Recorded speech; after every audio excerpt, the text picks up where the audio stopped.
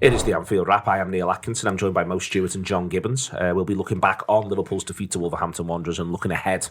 I know it wasn't a defeat really, and looking ahead to chat about the game against Brighton and what happens next. But this week, the Anfield Wrap, as in previous weeks, is brought to you in association with Access Sport. Access Sport have now got a web address, accessport.ac.uk/TAW, which is set up as a landing page for anyone who's listening to the Anfield Wrap who wants more information. So that's accessport.ac.uk/TAW. I know the three S's make it all look a little bit odd in the middle there, but I'm sure you can plough through on that. Also this week we want to mention the fact that Access Sport Apprenticeship delivers industry-leading and high-quality Level 2 and 3 sport and leisure-based apprenticeship programmes. The Access Sport Apprenticeships offer a bespoke apprenticeship recruitment plan to support employers, upskilling their workforce, and to also support employers with recruitment of new apprentice learners for a wide range of roles within the sport industry. Access Sport colleges provide a pre-apprenticeship programme available to support young people aged 16 to 19 and provide structure, real work-based learning environment in there as well. All pathways, apprenticeship pathways, are supported by highly skilled and qualified mentors, a whole wealth of experience and knowledge within the sport and leisure sector. If this is something you're interested in as an employer, or if you're just generally interested in becoming a sport apprenticeship, email them, apprenticeships@accessport.ac.uk. Everything you need there from Access Sport and accessport.ac.uk just to have a general look /TAW to find our landing page. Joining me, I said before, I've got John and Mo, and John Achterberg will be talking to John later on about the book. It's already been recorded, but we've got to deal with the replay that no one wanted. We've got to deal with, Mo, Liverpool 2, Wolverhampton Wanderers 2. It was painful stuff. I think Wolves are a better side in the league position, but they weren't full strength, although I don't know if Lopetegui knows what full strength is yet. Liverpool were full strength, and it was the sort of season where you get what you want least, it feels like, almost every week. Yeah, and I mean, that goes back to the team. I think anyone who heard me on the team talk would have said that I was very much advocating for a complete different midfield, to say the least, and a few other changes around. And we didn't get that. We got the strongest team. So you think, okay, well, then maybe this is a case of go again. He anticipates Wolves playing a weaker team. Let's see if we can build some confidence against that. And like you say, it was the complete opposite of that. It was everything. Wolves came out feeling great. They did. I mean, they were the only people on the ground who managed that, but they came out feeling absolutely brilliant, Wolves, I thought. Yeah, and I mean, particularly there's quite a few of the guys who played who maybe hadn't been playing regularly in the Premier League who probably are going to now. Yeah. You can almost say from a certain extent it was a free hit for them, because a lot of the time when teams are in and around the relegation, going out the FA Cup suits them because it means they can just hone in and concentrate. But the fact of the matter is, for all these players, like I say, the ones who aren't playing regularly, they have a chance to come in and do something good and put themselves in the shop window. But for Liverpool, we were still in charge of that game at 2-1. We should have been in charge of that game. From 2-1 on, 60 minutes or so, half an hour to go, in the lead, not played great, but in the lead, we should have been able to manage that game home, and we absolutely couldn't. I'm going to circle back around because I actually want to praise Wolves a little bit, John, because I actually think, and this is a thing that happens when someone like Wolves gets something at someone like Liverpool, is that people stop talking about the Wolves bit and want to talk about the Liverpool bit. But we are the Anfield Wrap. It should not be for us to make up for where the mainstream media fail miserably. So we will talk about Liverpool. And what drives me mad about them at the minute, and I want to talk about this at a bit of length before we get into any other bits and pieces, is the fine until they're not. And the fine until they're not at 0-0, and the fine until they're not at 2-1. Watching them be fine until they're not, and that's what you saw at Brentford as well. They were fine against Brentford until they very much weren't. And two things happen. One is that Liverpool's confidence gets rocked and the opposition confidence gets emboldened and they very much sniff blood. In this one, for instance, there's the massive mistake. Thiago then isn't great. The goalkeeper literally passes it to one of theirs, and you can understand how that knocks a football team. But this is a football team that at the minute feels very knockable, and it's very knockable at 2-1 as well. This Liverpool team from back to front is fine until it isn't, and when it isn't fine, it finds it so hard to get it back. Yeah, and what's annoying as well about the opening goal is it should be the easiest one in the world to get over, because it's such a freak thing. You know, it's a mistake from a goalie who makes very little, but it's like if they'd have torn us apart and scored, or they'd have had this really good period and you think a goal's coming here and then they could have got one, you'd understand current climate why it would have knocked them a bit. That should be the easiest goal in the world to just sort of brush off, because Thiago makes a bit of an error, although I don't think the throw from Alisson's great, if I'm honest. No. But I think he still needs to hold his hands up, which he literally did by winning it back. And so but it's fundamentally 99.9% a goalkeeping error.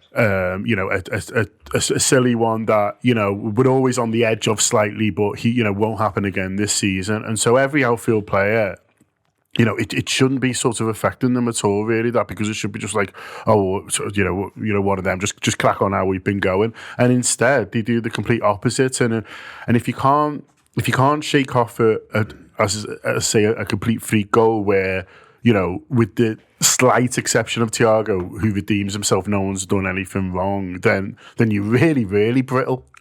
I think my issue with that, though, is that it is something that was foreshadowed against the Brentford. If you think about the second goal, the one where Alisson throws it out to Elliott, probably at a time when Elliott doesn't want it, Elliott then does something he probably shouldn't do with it, and then suddenly they get the goal and score.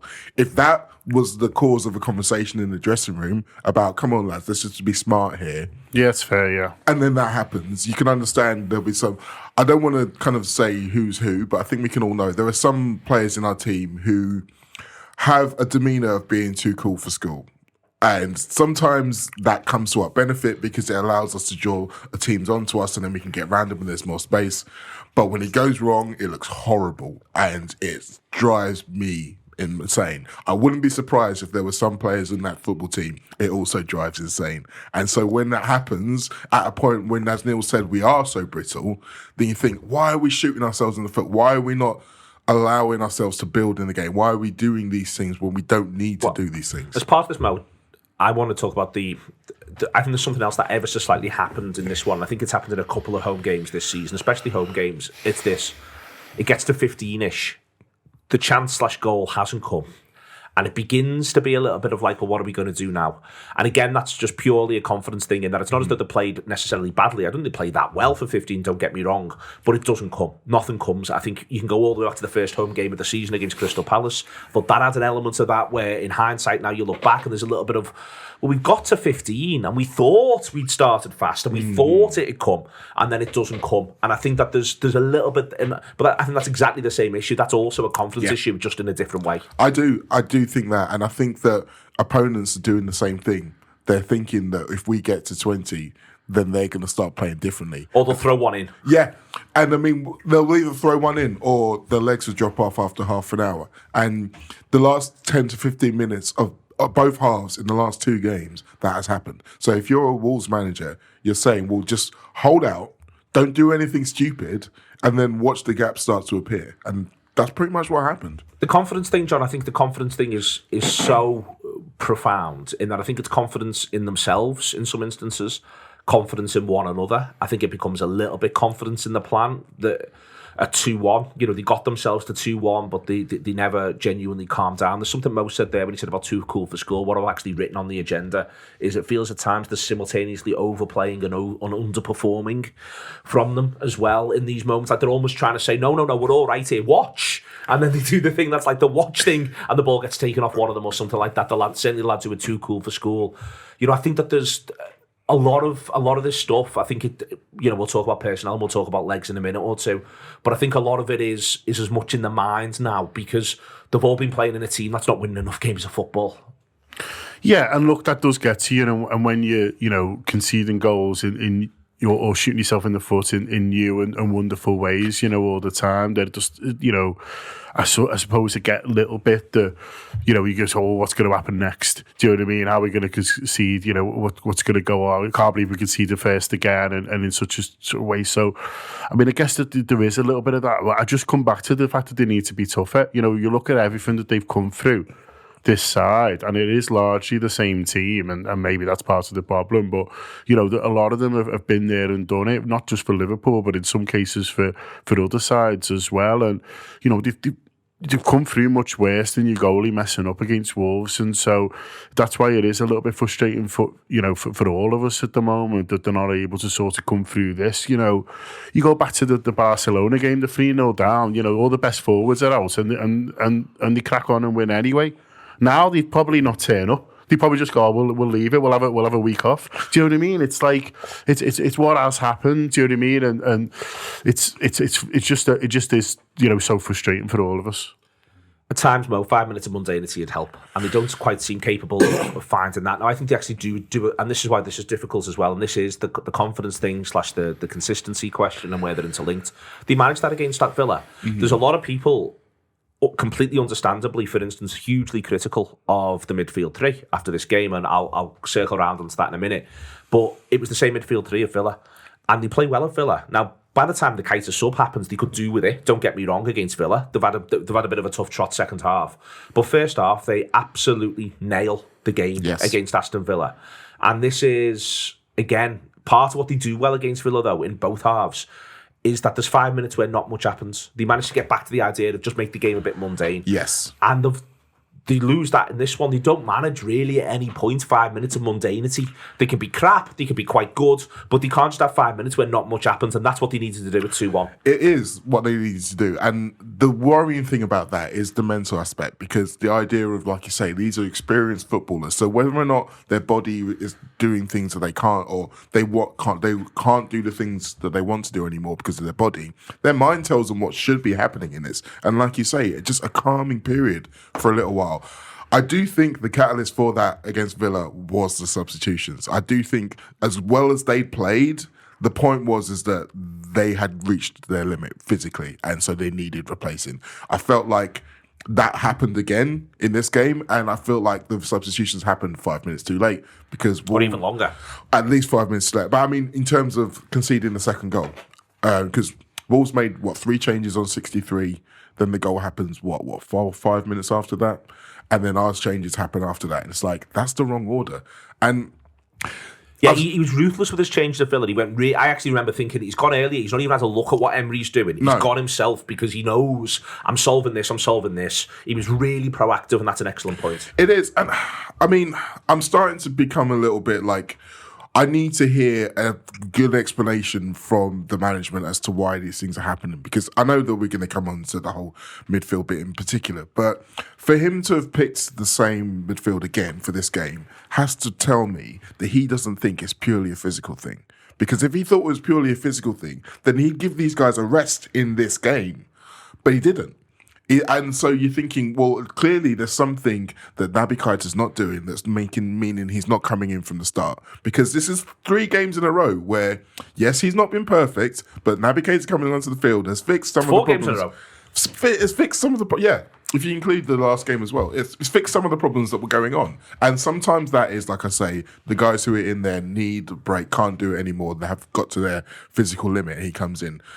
But sometimes they're playing badly from the beginning, and you just think, if I can see that, why can't you see it? What is it that we are missing? Why this guy's not starting and these guys are starting? Traore doesn't help matters, John, in that he's just so unique as a footballer. You know, because I think one of the things that happens and why the midfield ends up in this mess is the confidence dissipates, the defence then drops, the midfield's then left in a situation where it's got too much ground to cover, especially given the fact that we are having a conversation here about aging legs at times.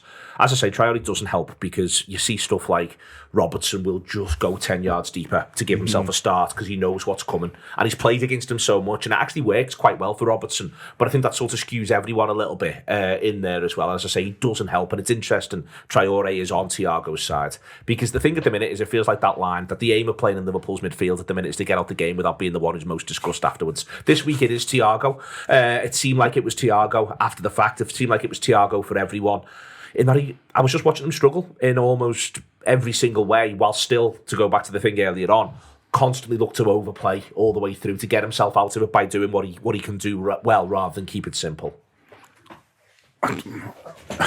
I mean, you want me to talk about Thiago, and I don't sort of see how I can, really, because he's the only one who I saw win any tackles, and so it's. I think Thiago is a footballer who should be complementing the rest of the midfield, and at the moment I feel like we're turning him into Jay Spearing. Do you know what I mean? I feel like that's, he's running around winning tackles and sort of trying his best at the moment. And, similar sort of with Elliott, when Elliott comes on and he's sort of turning around, and I'm thinking these are midfielders. Well, I mean, there's an argument whether Elliott's a midfielder or not, but, these are people who the rest of the midfield should be sort of setting a platform for, and they're just not really. And so, I think Thiago's trying his best. I think he's turning into something. He's absolutely trying his best. he's turning into something that that he just never sort of has been and never will be because the others aren't doing it. I think for a lot of people, particularly on the outside, he personifies the difference in the midfield. If you think between what Gini offered and what he's doing, you think, okay, well, Liverpool are clearly going in a different direction. They're going more Thiago midfielders than Wijnaldum midfielders, which isn't entirely fair on Thiago because he's not the whole reason that they've changed. He's just a part in that. But your point, John, you bang on. If there's been all over Twitter, there's been the stats of Thiago made 6 tackles in that game. And the rest of the midfield, all 4 of them made 3 combined. Yeah. And so you look at that, you think, wow, he's the only one going out there. At least 2 of those tackles were from miscontrols that he had to win back. So there's that. But the other part of it was there's the ground duels. He wins 7 out of 12 ground duels. Fabinho and Henderson both winning 1 out of 4. But that's the point. He's in 12 ground duels and the other 2 midfielders are in a third of that. That shouldn't be happening. But why do you think that is? Well, because I think that there's something Villa do where they go and play in his zone second half. So McGinn goes behind Thiago and says, you're going to turn around, you're going to have to deal with me. McGinn starts the first half, he plays wide right, tries to play behind Robertson. Robertson says, I don't care, I'm just pushing up. Second half, Emery moves Bailey and then he puts McGinn behind Thiago. And I think there's a thing now where, and this is what worries me about this Liverpool side, and this is why I almost mean about where the arrow is as to who's going to be discussed afterwards, because I think the sides who are basically saying they're picking whose zone they're going to play in next week now.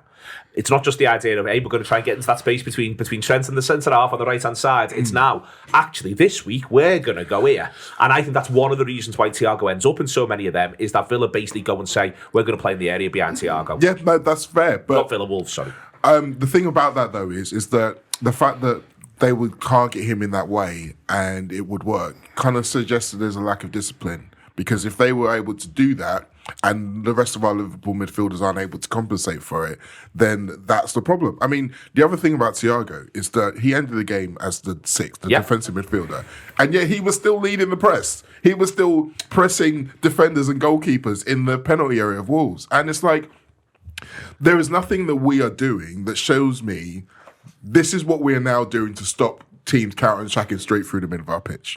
And finally, in his press-match conference, Klopp actually mentioned the fact that, we seem to be, it's all well and good being there, but you've got to win the tackles.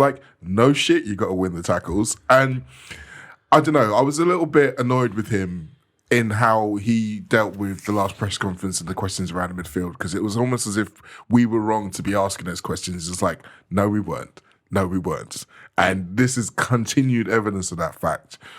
And I think there's just a few things that are happening that it's just like, that's already been proven that's not working, and yet we're still trying it. So the question is why? And I don't know the answer to that question.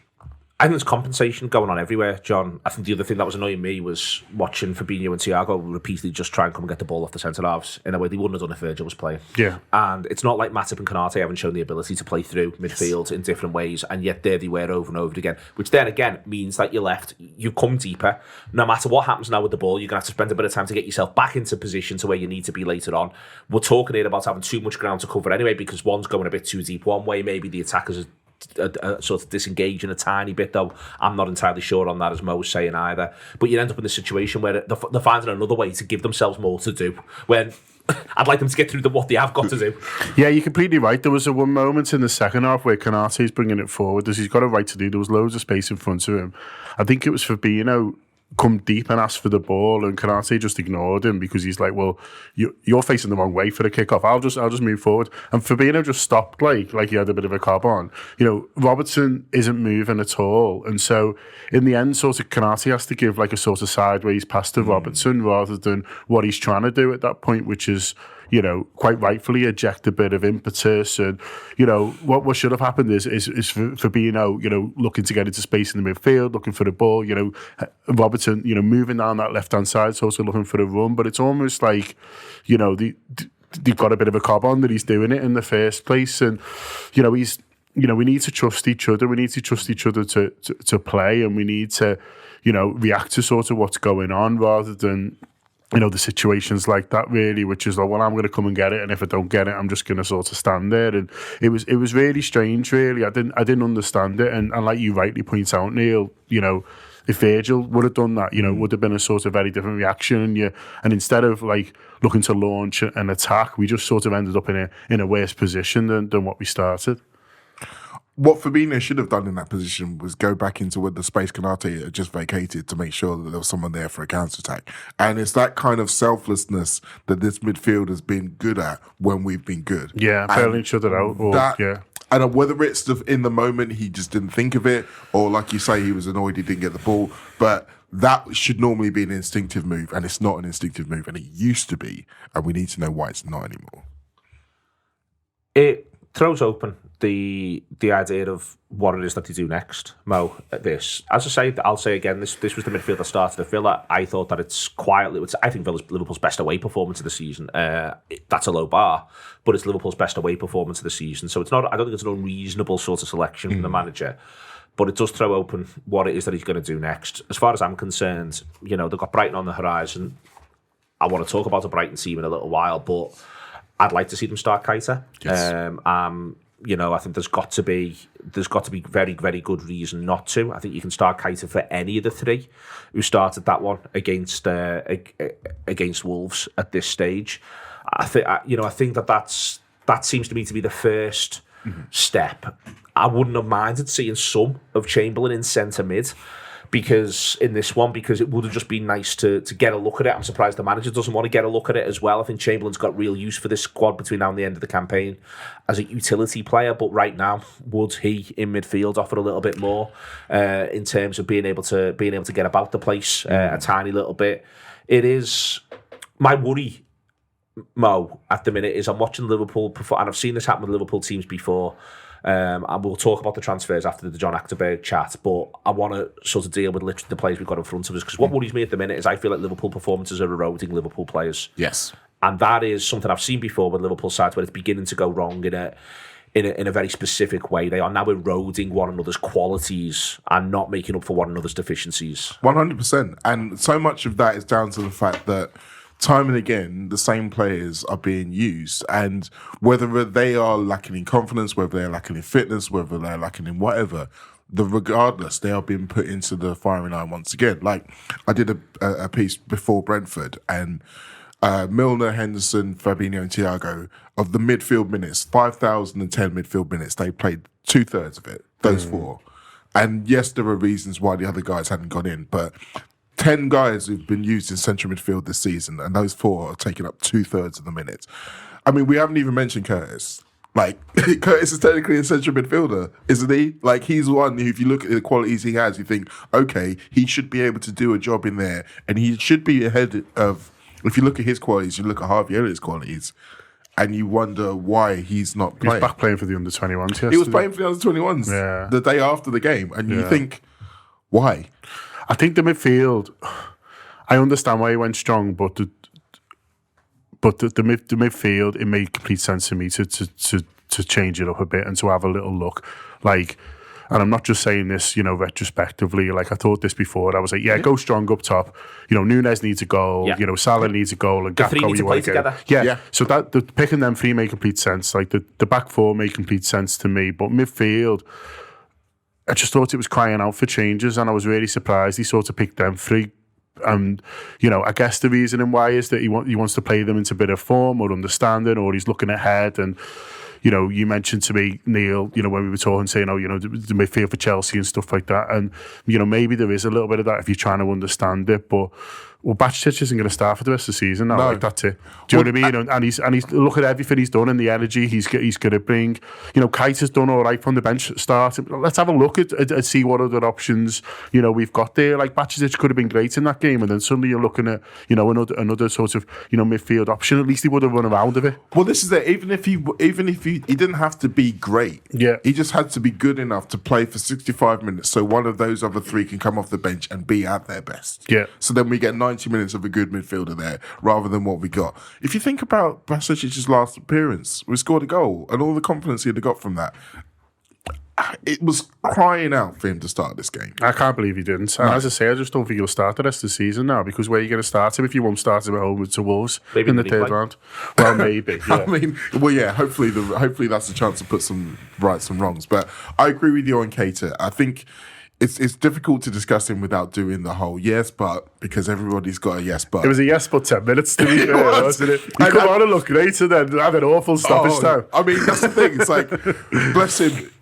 I feel like he'll always do that, but if you're getting 80% great and then 10 to 15 of dodginess, that's still more than we're getting from everybody else at the moment. I've got a lot of sympathy for them in stoppage time, and then I don't think they quite know what it is that everyone wants. If you know what I mean? No one wants to get beat because it's shit getting beat. Well, the manager's made mad subs as well that must be sort of in his head, like he's took Mo Salah off. Yeah. So I think the stoppage time's really hard for them because I think it's... I'm sure they all know the manager doesn't really want to replay, but simultaneously it's difficult to actually play the game in the sense of, we're not going to send the keeper up if we get a corner. No. You sort of know what I mean? That's what's not going to happen. So you're not quite in that position or that mindset. So I think it's really hard to actually play that stoppage time. That's why I had a bit of sympathy for Keita. I also think in stoppage time, the way the Wolves were dangerous and in terms of on the counter-attack, we didn't have enough confidence to stop that, to think, because at the moment it was like, the more we attack, the more vulnerable we are. And we haven't got any trust that we can actually stop them going there. So maybe if we just attack less, then we'll be better defensively. And like you say, at that stage in the game, no one's really sure whether or not drawing is actually that much worse than losing. But as it turns out, it probably was. It's difficult. It's two really good finishes, John. I think it was to be expected at some stage. I don't think either, in different instances, Nunez or Salah have finished quite as we'd like, obviously, in a couple of recent games. But that's one of the things why ultimately expected goals tends to work, is that at some point the goals that are to be expected come through unexpected goals, if you see what I mean.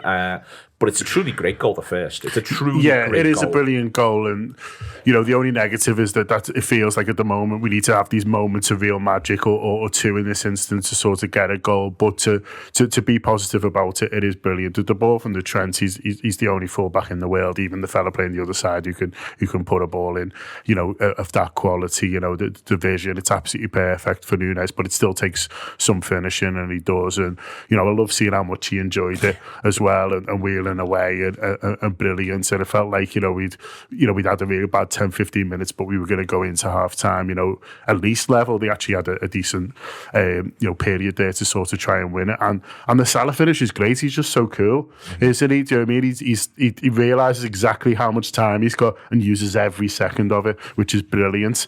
He's not worried about whether he's offside or not because someone else has decided that. Do you know what I mean? He's not worrying about people sort of getting back. He's completely aware of everything he needs to do. It's like time moves slower for him in those moments, doesn't he? And it's just like the finish of a lad in training, isn't it? But in an FA Cup game, it's superb forward play in both instances. To be fair to the second, it's the sort of thing that if we conceded, I'd go, why is it only us who concedes that sort of goal? So let's be clear about that. There's people at the minute going, why can't we get a soft one, or what does a Liverpool goal look like? There's really strong elements where, the first what a Liverpool goal looks like and the second is a soft one. Yeah. On what a Liverpool goal looks like, I think we're going to talk about Brighton, but I thought Gakpo was fine. Yes. I want to be crystal clear. I thought he was fine. There was clearly class. I love the size of him. Everything that you want was there. I wouldn't start with Brighton if Firmino's fit. And one of the reasons why is I really want to see Nunez back off the left for a bit, because I think you got to see it again there, exactly the way in which he could finish in a narrow way, starting wide, coming narrow. It was just phenomenal, and it's what we're about. So people arriving that is what a Liverpool goal looked like. It's people arriving, and that then it also includes through the middle. If Nunez and Salah are pushing everyone back in these wide areas, it means people can arrive through the middle as well. People arriving is what a Liverpool goal looks like, I think, Mo, and that was one of them. It was, and I think just in terms of where they are in their different development, it was interesting because when Trent puts the ball in, he puts the ball in first time. Like, it's incredible. The fact he takes a touch of his head. He heads it 15 yards into space and knows. And he doesn't take another touch with his foot. On the run, first time. And because it's first time, and because Nunez now knows a little bit more about Trent, and Trent knows a little bit more about Nunez, Trent knows that Nunez wants the ball early. Nunez knows exactly the way Trent plays his balls. So as much as there was a couple of others there, Gakpo was in the right area. but Nunes was in the perfect position because he knows that that's the perfect position. And he's so fast. So when you're looking at the performances of Gakpo and Nunes from that left-hand side, Nunes looks more threatening because he has that little bit of extra time in the team. Unlike you, I think Gakpo from the bench against Brighton makes loads of sense. If not only for the fact that having Firmino back means he might be looking a little bit more solid in the middle of the pitch, but I think the idea at the moment where we've got a lot of players who all look more comfortable in this one position, at the moment it's not necessarily an issue. I think the more that they get used to each other, the more that they will be able to interchange in a way that's good for us and bad for the opposition. But for now, like you say, Nunes is thriving in that area, and I think we need him to continue to do good things. While the shooting was still the shooting, we need him to find ways of being positive and productive in the game, and at the moment that's down that side. Yeah, I'd like to see that. I'm not sure how close Firmino is. Do you guys know? No idea. So hopefully, it wasn't meant to be like an appalling injury, was it? But it's one of them that now feels like it's been 4 days for 3 weeks. We've got a few of them over the last few years, haven't we? It's like Curtis's eye injury. Sort of felt a little bit like that, but yeah, look, he'd be a real asset at the moment. It's just an extra option, just a good, forward off the bench as well. That's the thing about, someone like Gakpo is that, you say him dropping him out, but that's a good option to sort of come off the bench, isn't it? And you're not far away from having 5 good subs. Yeah, exactly, and that's all we want, really. I mean, the midfield options are nearly going to be sort of there as well. So hopefully, we will be able to rotate more and look at, different options in different games to suit the who we're playing or fatigue or sorts of stuff like that, really. And so, we are sort of slowly getting them back, really, but you just, want to see more in terms of, what is this Liverpool team about and how do we want to play? And yeah, you're just not really seeing sort of that. But Firmino can help with that. Firmino does set a tone and he does, become a focal point in his way in terms of everything that's going around him. So hopefully he is back for the next one of these next couple of games because, he'd be a real asset at the moment. Okay, we'll come back around. We'll talk about what glues this Liverpool side up, including signings, in a minute or two. Very, very briefly, again, to say that Wolverhampton one just did play well. They deserve credit for playing well. The VAR stuff, I think, also somewhat took the lustre of the fact that Wolves played well away from the conversation. I barely have the energy. I've not engaged with it. It was some stuff that happened. I didn't really have a clue. I thought it was onside in real time. It should have been a goal. I think it probably should have been a goal. I don't care in the grand scheme of things. It's just all a bit odd. But the linesman gives an offside, and it's exactly. So don't think fuck VAR. It's not a VAR thing. No, it's the fact that the VAR doesn't step in. It's the issue. I completely agree. The liner in real time goes, that's offside. Whatever incorrect it was. Flags have been a thing for as long as offsides have been a exactly. thing. But Wolves played really, really well. I think another reason why people haven't praised them is because it doesn't help that they're absolute fucking weirdos singing "God Save the King," and I think that it's just got to stop. Not just simply because I can't bear watching a football crowd, John, show such lack of personal dignity. I'm embarrassed for them. I'm embarrassed for the families. Like, what if a cut and your mum saw you singing that? I'd be mortified. You know what I mean? I'm just to the point where, on a personal level, I'm embarrassed for these people when they're behaving like that at a football match.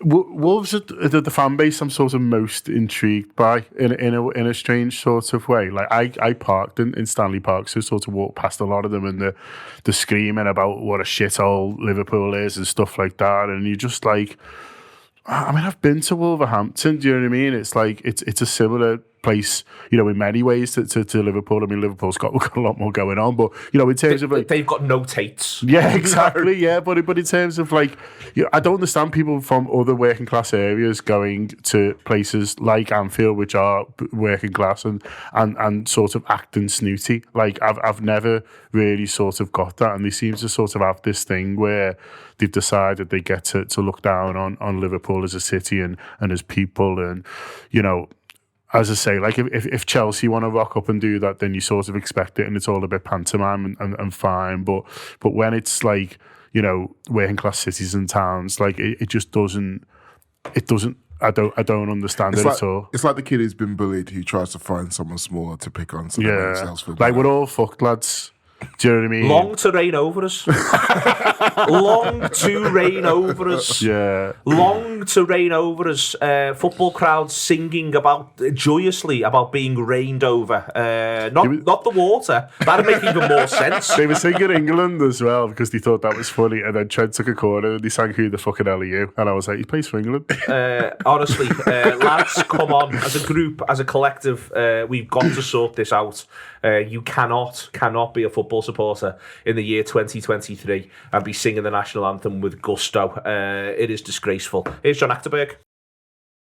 It is John Gibbons for the Anfield Wrap. Delighted to be joined in the studio by an old friend, John Achterberg, Liverpool goalkeeper and coach, and now author, or at least co-author of a Mersey mission, John Achterberg, and the road to the world top with Liverpool. So, John, thanks so much for coming in to see us. First of all, it's really nice to see you. Yeah, it's good to see you all and see the office here, looking very good here. Well, we try our best to make it as nice as possible when we do get guests. And you know, we've interviewed once before. I think it was Melwood. It was that long ago. We were still in Melwood, and we bumped into each other on tours and things like that. And true, you are now, you know, a mainstay of this football club. You know, there can't be many, maybe Carol and Caroline, who've been there longer than you. Yeah, that's true. There's a few. Smalley, the masseur, he has been there probably longer. There's not many more, I guess. Chris has been away and come back. The physio, I think that's about it, really. And yeah, Carol and Caroline, obviously, they're still going, so they're doing well. But it's every day is a bonus now to be in this job, and you have to enjoy every moment being in this club, because there's not many better job if there are any. Well, absolutely, and a football club that we all love. Before we get on to the Liverpool stuff, you know, this is about your life and about your career. And I'm interested to ask you first of all about your goalkeeper. First of all, what kind of goalkeeper were you? You know, which of the modern goalkeepers that we know would you compare yourself to? You know, I don't want to be big-headed, but I was a front-footed goalie really from younger age. You know, play high lines, play football.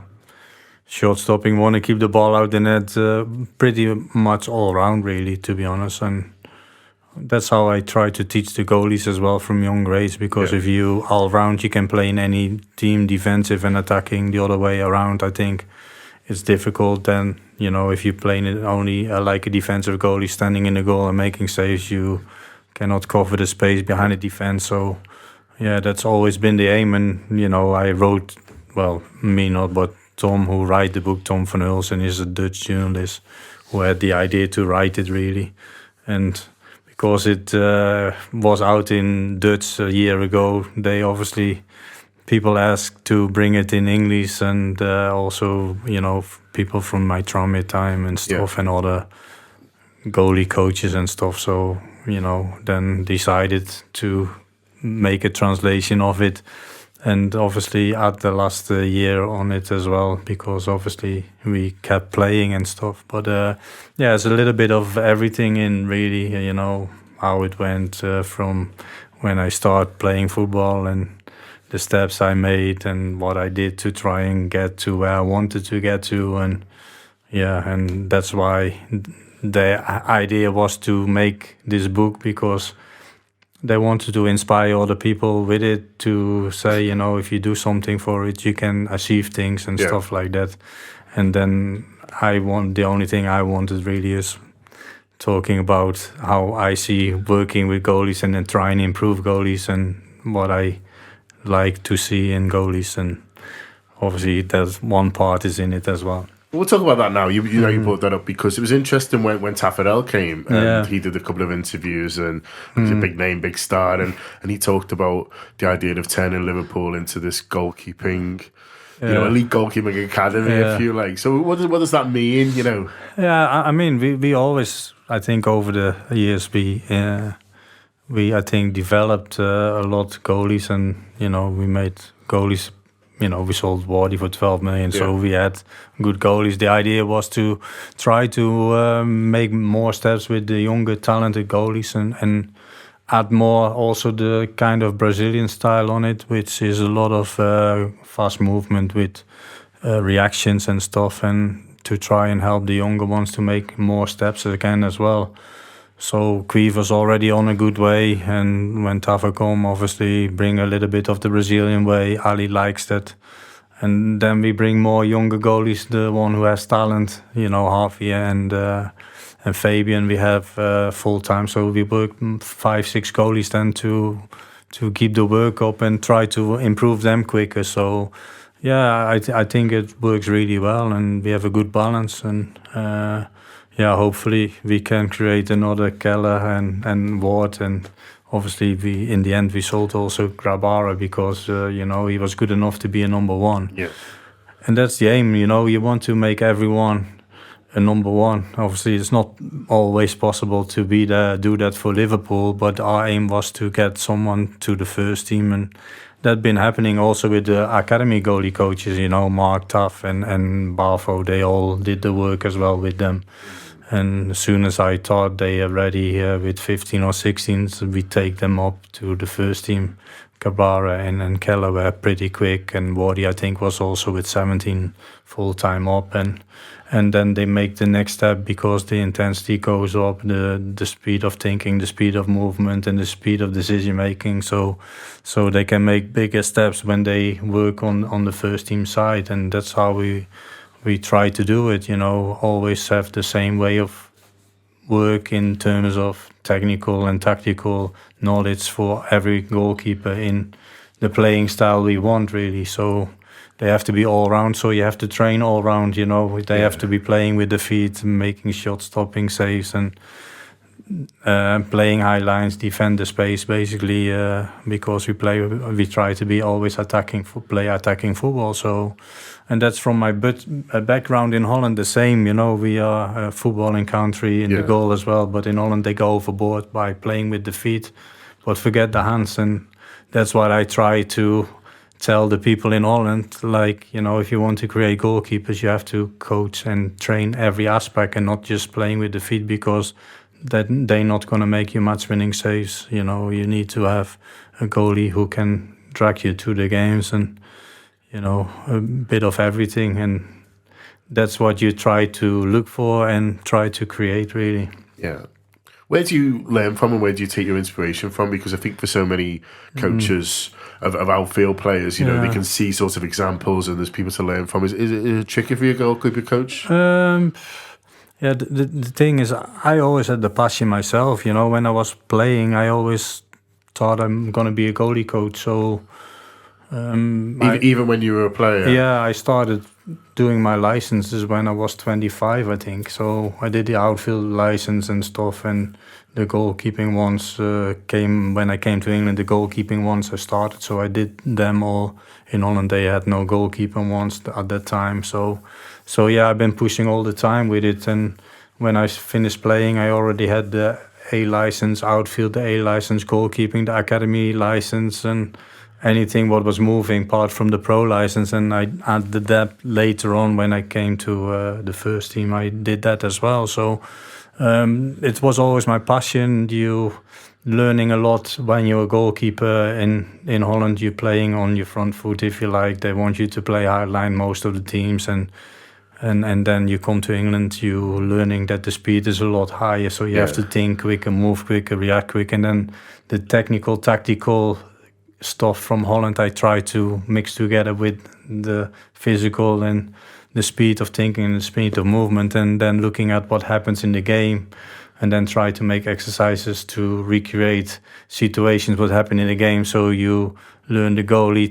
to know automatic, if the ball is there, I need to do this and this, and I need to make this repetition all the time. So you get basically the computer stored basically what he needs to do, and the younger you start with that, the better it is, and that's why I think it's really important for everyone who wants to be a goalie coach. You start with the younger ones so you can learn to see, okay, what do I need to fix, how I can need the fix if they have no mobility or they have no shape or they have no movement. You have to think on your feet all the time. And I learned that myself when I started in Tranmere, doing goalkeeping courses in the nighttime for anyone who want to be a goalie or was never been a goalie, and they wanted to try, and then you learn a lot about that, and you can take that really later on in your thinking when you go to a higher level as well. So yeah, I've been doing probably coaching on and off from 25, 6, and in Holland I started already with the last club I played. I did the whole academy and the reserves, and then I did like a local first team with all the academy and that local club as well. So you have that passion to do it, and yeah, that's what you get an advantage later on when you finish playing. You already had a lot. I was player coach the last 4 or 5 years in Tranmere. Did all goalkeeping schools in Wirral and in Littleland. I had one. In North Wales I had one, and then tried to scout my own goalies for Tranmere and stuff like that. And Shamal, who plays now at Livingston in Scotland, is one of them who made it, But and Tranmere never produced a goalie for the first team, and I think we got when I started 4 or 5, they made the first team and they played. So it works if you try to put a good program together with intensity and the thinking of what they all have to learn in a short period in time. And the main thing is to make more repetition, but also try to add more hours, because, if you put the hours in, you can make bigger steps. Yeah. It's not like if you do 1 hour a week goalie training that is enough. Goalie training is not just diving up and down. You need to work on core stability, body strength and all that stuff. And you can, jumping can learn if you do jumping when you're younger, you learn already to keep a better balance and body shape, So you can do a lot to make good steps. And I wrote the whole program when I was in Tranmere from on the age to the first team. And then in the end, obviously, I came to Liverpool when the offer came. So then you carry on with what you've been doing and how you think. And yeah, my philosophy actually fitted really well, because the way I was thinking, and that's how you come to the club, I think, in the end. What are the challenges then coaching someone like Alisson, who's at a real elite level? Because you've been talking there about developing young goalkeepers and stuff like that, but Ali comes in, I think, for a world record fee until maybe Chelsea spent a few more quid a couple of days later. It looks to me like he hasn't got any faults at all. I'm sure he has things to work on. But what are you challenged then if you like coaching someone of that level? Yeah, I think the main thing is to have a good communication as well, no? Because you have to find a balance between the games. You need to look at what you need and then also communicate it with him and try to find the things. But of course there is sometimes things, and sometimes we make the session without speaking about it, and sometimes we show the video, and sometimes he asks my opinion or Tava's opinion, and you give your opinion. And obviously he was already good when he came, but I definitely learned a few things from the English game where I try to help him with, because obviously the experience I had, and try to help him that way. And of course then he make big steps, but he all the credit is for him, what he did and has been doing. It's all in his hands, if you put it that way. And I don't want to take any credit of him, because he is the man. And the players have to do their own work, I guess. You can only help them so much. Yeah, that's it. No, you try to help on any aspect, but we do a lot of homework with the analysts as well. What opponents will do and stuff like that. So you do a lot of analyzing with the people around, and we have a really good team at the club. And all together we try to be the best and do the best, because in the end we all want to win, no? And we have won a lot of your time at Liverpool, certainly the last few years. There's a nice cover there with the Premier League, which we waited 30 years for. I know, yeah. He actually started the book idea well before the final of Kiev, and he started before to write, and then obviously the things happened on the way, and then he kept writing about it. And yeah, it was, he said he's busy with his job, but he wanted to do it in between. And in the end, with the English version, obviously he had to update it because the Dutch version stopped, I think, 1.5, 2 years ago. So we want a few more things in that way. So that was good to add on as well. But Yeah, I think it's just for someone to hopefully inspire, about how I try to do things and make things happen, if you like. And yeah, that's the kind of mentality I created myself. If I was with someone in the team and a goalkeeper, I always wanted to beat him. If he make 2 saves, I needed to make 3 saves. If he was 5 minutes before the training, I was there 10 minutes before the training. So always creating and always wanted to be better than someone else. And yeah, in the end, you need a bit luck as well, and your hard work pays off in the end. That's how I see it as well. Absolutely. Lots of trophies over the last 4 to 5 years, but one in particular, the League Cup last year with Kaveh Kelleher in goal. Like, how much of a nice moment that was for you to see a goalkeeper who you've done a lot of work with, and I'm sure for him to first of all be trusted in that game, because that was a big thing. The manager didn't have to pick him, but he did. Yeah. And then for him to be the hero in the final must have been a really nice moment. True, and I think it was obviously sad that he would be playing in that competition, and then obviously when you go to the final, some people change the goalie, but the boss obviously stick with his principle, and that was great for him, and also we put all the trust in him in the end, and to be honest, he has shown that every day in training to be that consistent, and that's why he became in the end the number 2 as well. And when we called him up, he has produced really. So he's shown really good level, and we are really happy that he is with us on that side. And like I said, when he come with 15, I think, in the academy, we signed him, and all the boys start to work with him there first, and then obviously I think with 16, 17 he started to come with the first team, and probably pretty quick with 17, I guess he was full time, and we had a good competition with Grabara, and they drive each other, and in the end obviously we've suited better the way we play. Grabara, I think, is a really good goalie as well, and showed that at Copenhagen. He played things against City and done pretty well in the game, and he's also in the national team, so they both make the national team. So on that side, they make good progress, and it's in their hands. We just are the tools to try and help them, and they have to take it on board and try to improve on it. And yeah, Wardy was the same. That is your passion, really, to create this kind of goalies, and that they can make a good career,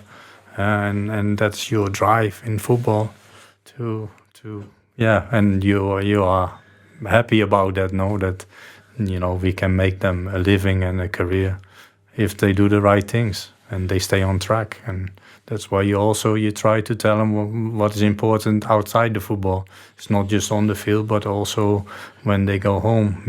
They have to be steady outside football as well, and most of them they are.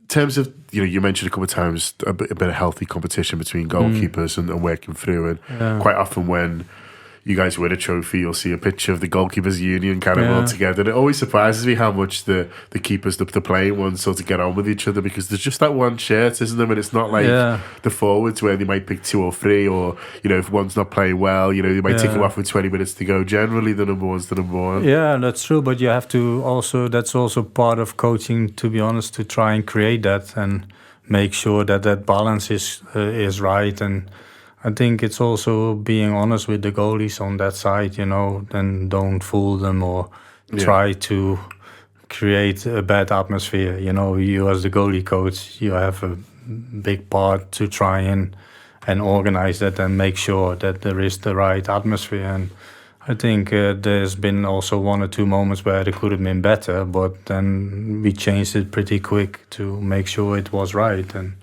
But that is then the discussion you have with the manager, and obviously he is behind that situation. It's up to him. Yeah. I do want to talk a little bit about your playing time at Tranmere, because I was reading before you came in and about your time there, and so many big games, especially in the cups, that you were involved in. You must have really nice memories of some of those giant killings at Prenton Park. Yeah, we had a good team. When I came, it was David Kelly who played for Ireland. Liam O'Brien was there.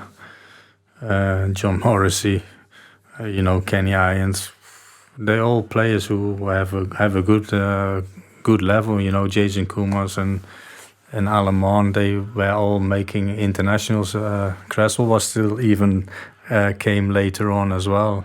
So and Ryan Taylor. So they had good players and the way we played was just hard to beat because we pressed high, balls over the top.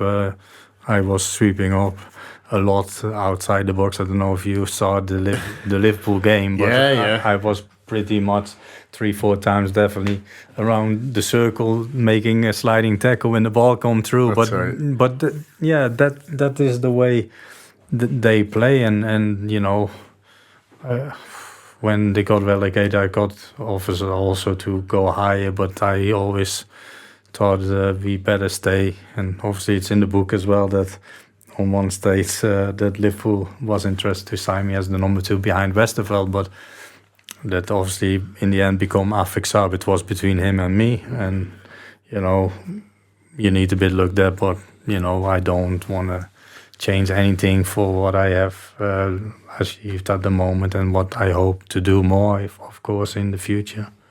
And any day at Liverpool is one to enjoy. That is the main thing. You do always seem to enjoy it. That's what always comes across to me whenever I see you. Enjoy the work, and that's coming out of you now, and the passion for development and the passion for how you see goalkeeping and implementing that sort of comes out of you. But you do seem to just love being at Liverpool Football Club and with the people who were at the club as well. Yeah, you just want to create more and more goalies, and and obviously you have to find them, and you need to try to make the right recruitment from young grades as well. If you create and get the right profile through the door, because I think always you have to, in my thinking, a Premier League goalkeeper has to be between 188 and 194.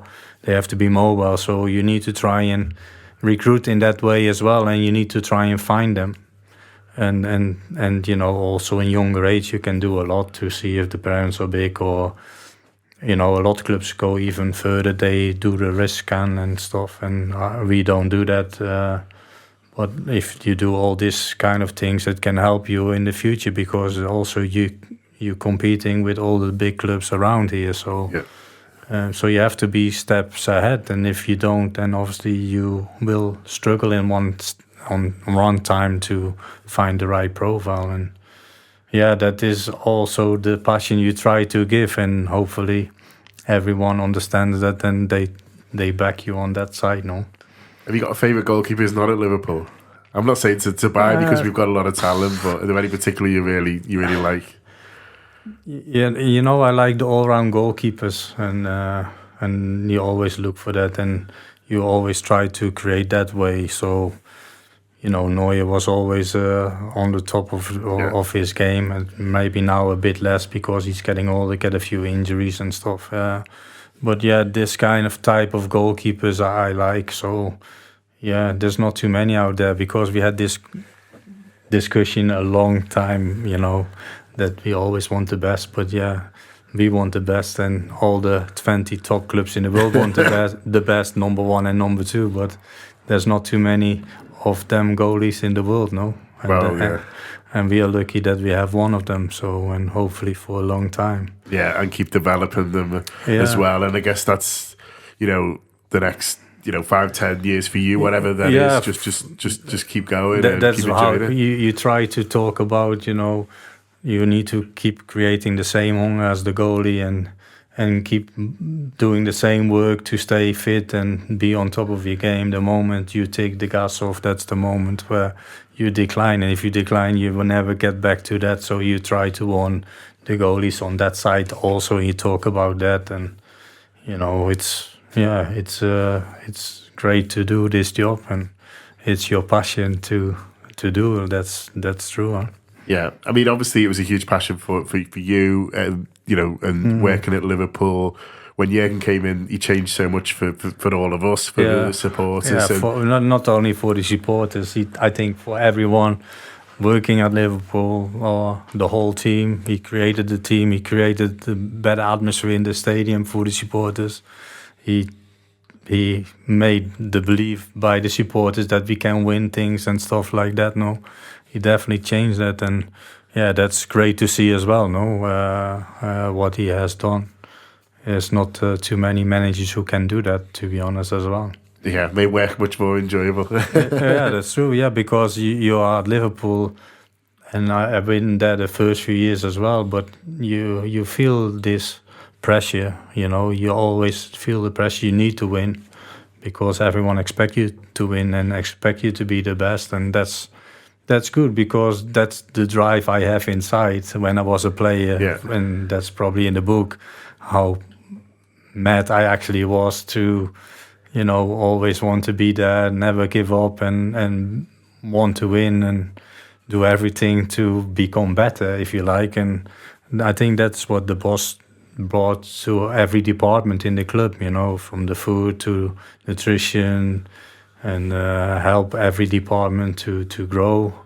And hopefully now we can make the next step, because obviously didn't start great this season yet, but I think we picked up just before the end already, and hopefully there's more to come in the next few years. That's the plan anyway. That's the plan for all of us. Maybe after might update the book, but for now it is a Mersey mission. John Achterberg on the road to the world's top with Liverpool. It has been out in Dutch for about a year or so, but it's brand new in English. So if anyone gets a few book vouchers for Christmas and they're not sure what to get, I strongly recommend this. But thanks so much for coming in, John. It's been really fascinating to hear about your philosophy and your passion for coaching and hearing all those stories as well. Really appreciate your time. Thank you. No problem. Good to do. And it's hi-ho, Wolverhampton. It will be a lot. Wolves, Brighton, Wolves, Chelsea, maybe Brighton, Wolves. Jesus Christ. Yeah, the Brighton draw really took the wind out of my sails, I'll be honest with you. You're in the hat. Oh, come on. Yeah, because so basically, like, I went from there's no way I'm going to Wolves to waking up the next day going, do you know what, actually, bit of a cup run, it's a laugh, we'll get a big allocation. It's not as far away as you think. It's not as far away as you think. It's not a twat of a drive like Leicester is. You can get something good to eat there. Yeah, so I tore myself into going, and then the draw happened, and I thought, could I really be arsed going to Wolves when the prize is another trip to Brighton in January? If it had been like, if it had been, why can we not play Brighton in April? Why? What has gone on here? Yeah. I mean, the irony is we played them in July when it was behind closed doors. So that's the sort of the funny one. But yeah, we'll never get Brighton in sunshine and twice this winter, which and obviously the players sort of really well as well. So yeah, if we'd have had a nicer draw or a kind of draw or just a more fun draw or a closer draw, just in any way different, basically. Just not Brighton. Yeah. Anyone else, then I'd have been much more up for this sort of Wolves game. So I'm sort of umming and ahhing again about sort of what to do around that, really, because it's just.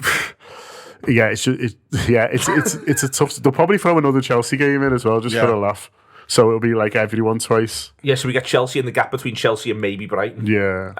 And then we get, Palace United just got thrown in next week at no notice whatsoever. So you've got to keep your eye on these picks. I like symmetry. You know what I mean? As much as the next one. as much as the next one.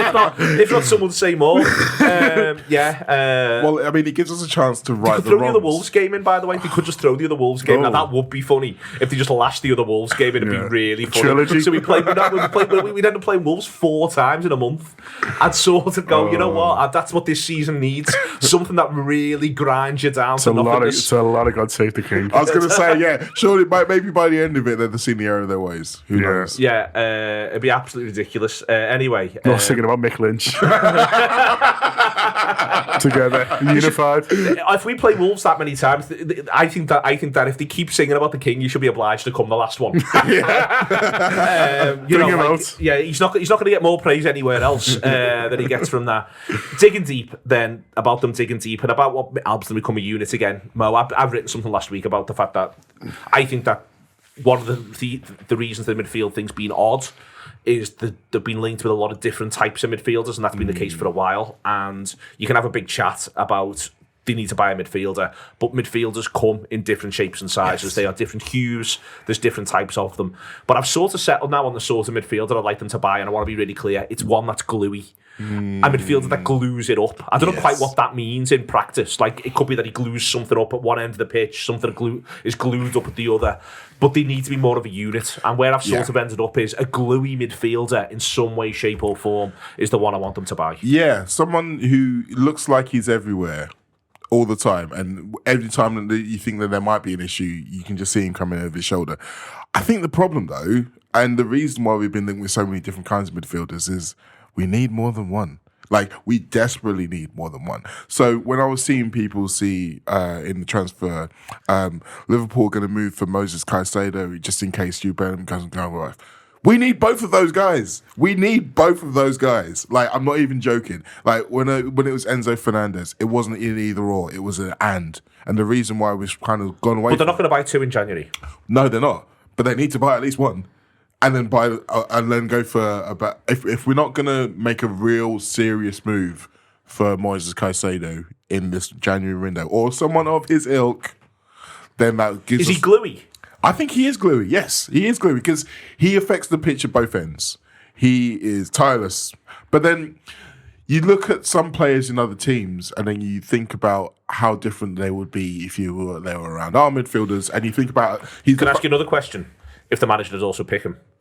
Well, I think he would. I mean, put it this way. Caicedo has been able to be effective in defence and attack in the midfield, containing Adam Lallana. They've been able to wear... I mean, we know Adam Lallana's got quality, but we know that Adam Lallana has no legs. But he's also gluey. Adam Lallana is also gluey. Yeah, like, genuinely, he's literally one of the ones I'm thinking of. When I think about right now, glue. Yeah, it is slow glue, but he is also gluey. Like, he literally links things up in between different bits. You know, that's literally been the Lallana skill. I don't think Klopp's mad about the midfielders, you know. I think he just hates them less than the others. I think with Henderson, like, I think he only starts like one of the 5 games in the build up to the World Cup, and there was all a little bit like, oh, is he being fair to Jordan to sort of get him ready? But I don't think Klopp would be that arsed. No, you know, I don't think he wants to be playing Henderson nearly as much, and has left him out of some big games over the last 2-3 years, and so I think he's just end up in a situation where it's a bit of a, you know, so I think he will pick him basically. I don't think he's man on Henderson. Thiago, he's got a bit of a funny relationship with.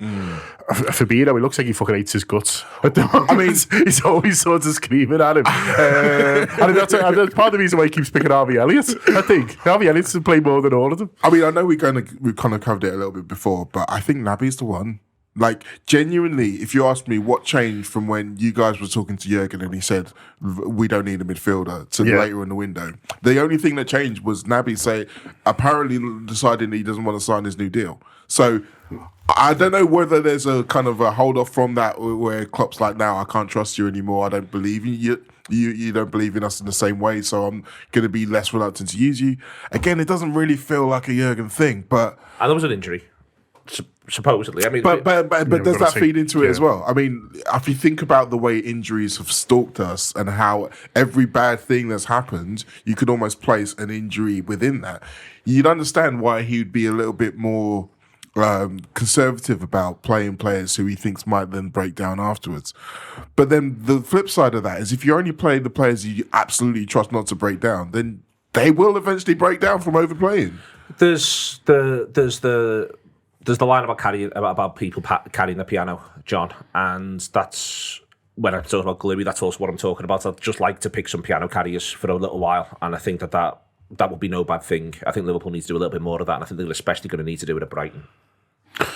Yeah, Brighton. Apparently, he mentioned Brighton after the game, didn't he? I don't know where the stories come from that he's gone like, he's basically said if you play like that at Brighton, they're going to murder you. And so it's interesting that it's, you know, I don't, as I say, I don't know where the stories come from or whatever, whether it's something that one of the players mentioned in the mix zone afterwards, but, you know, it's obviously on his radar and they're obviously aware of what Brighton are doing. And listen, we all enjoyed them battering Everton. It was great, but there was a little bit of all of us who was like, fucking do that to us as well. Like, exactly. I mean, we struggled to concede the goal quite as bad as that fourth one. You know don't set them a task, John. I was going to say, the goalkeeper just passed to one of theirs. Yeah, that is true. But we're generally definitely do not fuck ups in isolation. Do you know what I mean? That was that was like 4 in a row. We saved them. We spread them out across the course of the game. Exactly. Yeah. They take it in turns, the Reds. Whereas that was like, from an attacking free kick, absolutely wild. But yeah, I mean that's by the back. Yeah, it's one where they are going to need a couple of grafters in there, and it's tough because we might say, well, I thought Henderson and Fabinho were grafters, and they have been in certain games. I thought Fabinho looked decent when he come back from sort of the World Cup. He was good at Brentford. Yeah, and then he sort of drifted off. Henderson obviously has the great World Cup, but then you think so there's. You're thinking, you can carry this on sort of into the year. I don't know whether he's played so much, but then he misses that game with the concussion, doesn't he? It is a bit of a mystery for all of us, really. We can, criticise them, and we are, but for all of us, including the manager, really, he must be, he must be expecting much better performances when he picks a team and when he sets them out and when he tells them what to do. There's a Joyce thing from this morning, which I sort of half read it, when I was trying to look after children this morning, where he's like, he suggests that it's not that they're not doing what the manager wants, it's they can't, and that's is a sort of worrying thing. Really, they're listening to the manager, they're trying to sort of implement these things, but for whatever reason, whether it's legs or whether it's what they're being asked to do is out their comfort zone compared to what they used to be. They're just not able at the moment to sort of execute what the manager wants, and that must be so frustrating for them and for all of them. Yeah, and when you consider how this is probably the first time that's ever really happened under Klopp. Yeah. There's always been a way to be able to get to where we need to be, whether it's with a different level tweak of formation or different personnel. But these players have been able to do superhuman tasks. Sometimes you've had players who are basically playing two positions at once. Sometimes you have players who are covering for the same players who are playing two positions at once. So everyone's kind of been able to go above and beyond for a long period of time.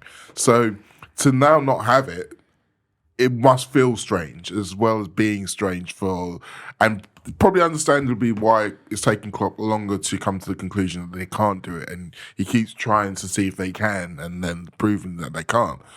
But the flip side of that, the only way to fix it is, there's two ways to fix it. There's fundamentally change what we're doing to try and cover that. I don't think we've got the time to do that right now, or bring in some players who can do it, or pick some lads who might be worth a go and have a look and see if they can as well, that you've got knocking around the place. Maybe a bit of both there on that one. All right then. I've got a theory, but I'll say it somewhere else. Download the app, you might hear it. Thank you very much. To John and to Andy, you might hear it, you might not. I don't really want to say it out loud, but I'll see if it gets there. Is it not fully formed yet? It's not fully formed yet, no. But I might have it fully formed by the end of the review. The thing we talked about when I said I'll work stuff out during review. I might have said it by the end of the review. Thanks to Andy for producing, John Achterberg as well for coming on, John Gibbons, Mo Stewart, Neil Atkinson, Sam Walker down for doing the pictures. If you watched it on YouTube, see you later.